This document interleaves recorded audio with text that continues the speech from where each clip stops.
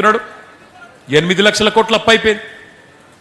ఇంకొక ఆయన deputy CM గారు 9 లక్షలు అంటాడు, ఇంకొక ఆయన 10 లక్షలు అంటాడు. నోటికి ఎంత వస్తే అంత. వెనకటికి ఎవడో తన ముఖం బాగాలేకపోతే అద్దం బలగొట్టిండట ఇంట్లో. ఆయన ముఖం బాగాలేకపోతే అద్దం బలగొట్టుకుంటే ముఖం చక్కగా అయిపోతుందా? ఆలోచించాలి. నీకు పరిపాలన చేతనైతే లేదు స్పీకర్ గారు, నీ ప్రభుత్వానికి నీ కాంగ్రెస్ పార్టీకి పరిపాలన చేతనైతే లేదు. నేను ఉత్తగానే అంటలేను, ఓడిపోయిన బాధలు అంటలేను. ఎందుకంటున్నా అంటే సీదా ఒకటే అడుగుతున్న స్పీకర్ గారు, నేను 10 ఏళ్ళు కేసీఆర్ ఉన్నప్పుడు యూరియా దొరుకుతుంది ఎట్లా, కాంగ్రెస్ రాగానే యూరియా మళ్ళొక్కసారి లైన్లు కట్టే పరిస్థితి వస్తుంది ఎట్లా? దమ్ముంటే సమాధానం చెప్పు. మీకు పరిపాలన చేతనైతే రైతులకు యూరియా ఇచ్చే తెలివి కూడా నీ ముఖ్యమంత్రికి ఎందుకు లేదు నేను అడుగుతా ఉన్నా.